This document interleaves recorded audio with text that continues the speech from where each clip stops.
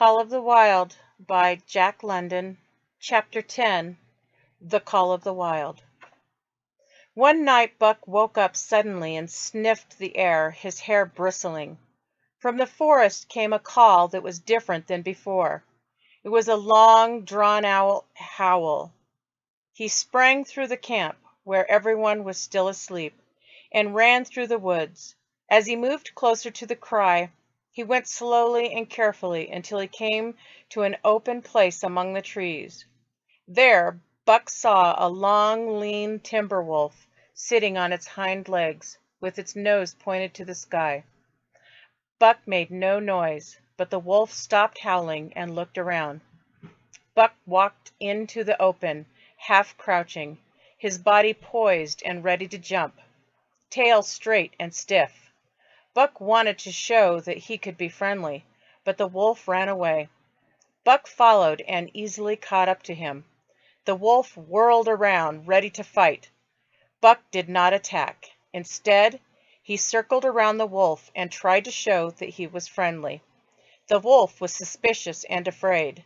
Buck was at least 3 times larger than the wolf, and the wolf's head barely reached Buck's shoulder.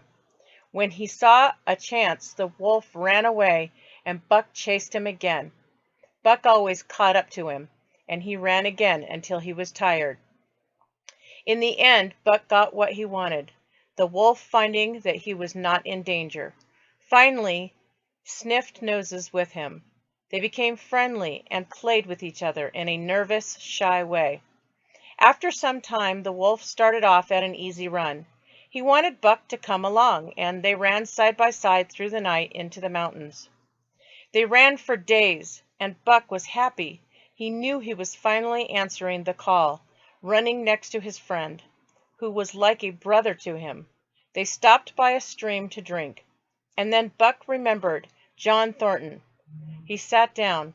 The wolf started on, and then returned to him, sniffing noses and trying to encourage Buck to keep going. But Buck turned around and started slowly back. For an hour the wolf ran by his side, whining softly. Then he sat down, pointed his nose upward, and howled. It was a sad howl, and as Buck kept going, he heard it grow fainter until it was lost in the distance. John Thornton was eating dinner when Buck ran into camp and jumped on him, licking his face, biting his hand in their friendly way, while Thornton shook Buck back and forth and called him names. For 2 days and nights Buck never left camp, never let Thornton out of his sight. He followed him everywhere, watched him while he ate, saw him into his blankets at night and out of them in the morning. But after 2 days Buck began to feel the strange call in the forest stronger than ever. Buck's restlessness came back, and he could not stop thinking about the wolf and their run through the forest. Once again he took to wandering in the woods, but the wolf was not there. He began to go out at night, staying away from camp for days at a time. Once he crossed over the mountain and wandered for a week, looking for the wolf, hunting and eating as he traveled. He never seemed to get tired. He fished for salmon in a stream, and he even won a fight against a large black bear. It was a hard battle, and it made Buck feel like a fighter again. 2 days later he hunted wolverines and caught 2 of them. He felt like the best hunter in the world, the strongest animal. He was proud, and it showed in the way he moved. Except for the brown color on his nose and above his eyes and the white hair across his chest, he looked like a gigantic wolf, larger than the largest wolf in the world. Buck's father was a St. Bernard, so Buck inherited his size and weight from him, while he had inherited his shape from his mother, who was a shepherd. His nose was long like a wolf's, but it was larger than the nose of any wolf. His head was shaped like a wolf's head, but it was 3 times larger. He was as cunning as a wolf, and he was as smart as a shepherd and a St. Bernard. All this, plus the experience gained in the north, made him as strong as any animal that was in the wild. He could respond to sights and sounds as fast as lightning, as quick as a husky dog could leap. He could leap twice as fast. He could see a movement or hear a sound and respond in less time than another dog needed just to see or hear something. His muscles were powerful, and they snapped like steel springs. "There has never been such a dog," said John Thornton one day, as he and his partners watched Buck marching out of camp. "After he was made, the mold was broken," said Pete. "By jingo, I think so myself," Hans agreed. They saw him marching out of camp, but they did not see what changed as soon as he was hidden in the forest. He stopped marching. He became a thing of the wild, creeping softly. He knew how to hide, to crawl on his belly like a snake, and like a snake to leap and to strike. He could catch birds in their nests, rabbits as they slept, or squirrels in the air as they jumped. Fish were not fast enough to escape him. Sometimes he enjoyed sneaking up on squirrels, and when he almost had them, he would let them go and watch them run away in fear to the treetops. As the fall came on, more and more moose appeared, moving slowly down the valley. Buck had already hunted a small one, but he wanted a larger and more difficult animal to catch, and he found it one day near the creek. 20 moose were traveling there, and their leader was a great bull moose with a mean temper. He stood over 6 feet tall, and his great antlers were 7 feet from tip to tip. His small eyes burned, and he roared with fury when he saw Buck. Buck hunted and chased the moose for days. And while he did this, he felt a change happening in the land. Other kinds of life were coming in. He could feel it in the air. He did not see or hear anything special, but he knew that the land was somehow different, that strange things were wandering there. He decided to give up hunting the moose and investigate. He started back to the camp and to John Thornton. He broke into a run and went an hour after hour, never losing his way, heading straight home. While Buck ran, he became more and more aware of something new. There was something alive in it, different from what was there in the summer. The birds talked about it, the squirrels chatted about it, and he could smell it in the wind. Several times he stopped and sniffed the air in the morning, as if reading a message, and it made him run even faster. He felt that something bad was happening, or that it had already happened, and as he dropped down into the valley toward camp, he moved carefully. 3 miles away, Buck found a new trail that made his neck hair bristle. It led straight toward camp and John Thornton. Buck hurried on swiftly and silently, every nerve alert to what he sensed. All the animals in the forest were quietly hiding. He followed a new scent into a bush. From the camp came the faint sound of many voices rising and falling in a sing-song chant.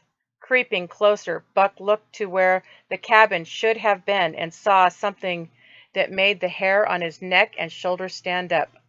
The tribe of natives known as the Yeehats were dancing around the cabin, which had been burned down. Thornton and his partners had set up camp in the native territory without knowing that they would be seen as invaders. The Yeehats had attacked and won the fight easily. They were celebrating their victory when they heard a roar and saw an animal rush at them that they had never seen before. It was Buck, hurling himself at them like a hurricane. He chased and hunted them, and it was impossible to fight him off. He was moving too fast, and he was terribly angry.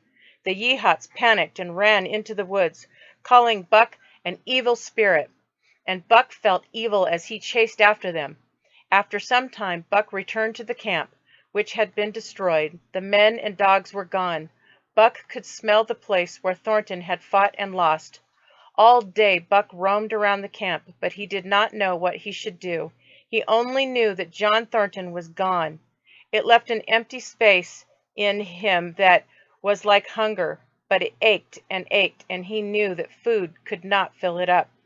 Sometimes he felt proud that he had been able to chase away the men who had invaded the camp. He had hunted men, and he realized that they had been easier than the other animals he had hunted. Men were only dangerous when they held weapons. From then on, he would never be afraid of men again, unless they held ropes, arrows, or guns. At night, a full moon rose, high over the trees. While Buck lay sadly near the water, he sensed something else moving in the forest. He stood up listening and sniffing the air. Far away there came a faint yelp, followed by several more yelps. They grew closer and louder. It was another call, and this time Buck was ready to follow it. John Thornton was gone. Buck had no more connections to the world of men. A pack of wolves entered the clearing, and in the center of it, waiting for them, stood Buck. They were amazed. He was so large that they stood still for a moment and stared at him.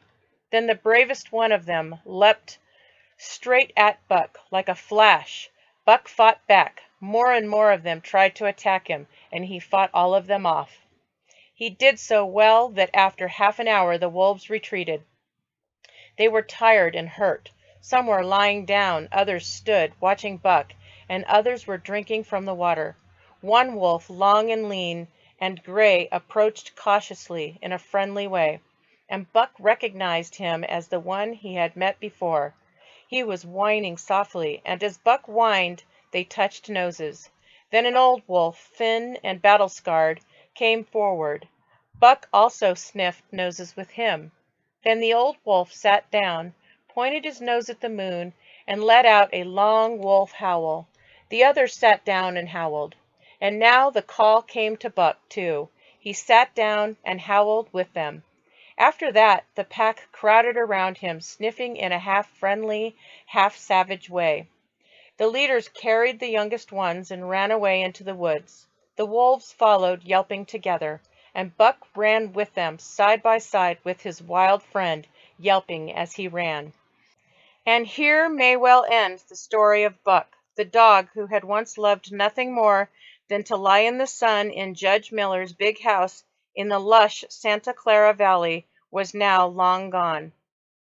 But in the years afterward, the Yeehats noticed a change in the wolves. Some now had splashes of brown on their head and nose, or had a white patch along their chest. The Yeehats also tell stories of a ghost dog that runs at the head of the pack. They are afraid of this ghost dog because it is smarter than any animal or man and can steal from their camps, rob their traps, and escape their best hunters. Each fall, as the Yeehats move through their territory, there is a valley that they never enter, and they tell sad stories of how an evil spirit came one year and chose to live in that valley. In the summers, there is one animal that travels out of that valley. It is a great wolf that is larger than any other. He crosses through the forest and comes down into an old space among the trees. Here, yellow dust and rocks lie on the ground around old broken sacks with long grass growing around them and hiding them. Here the great wolf thinks and mourns for a while, howling once, long and sad. Then he leaves. But he is not always alone. When the long winter nights come and the wolves follow their prey into the valleys, he can sometimes be seen running at the head of the pack, through the moonlight, leaping above the other wolves, his great throat howling as he sings the song of the pack. The end. Or maybe not the end. Stay tuned for White Fang.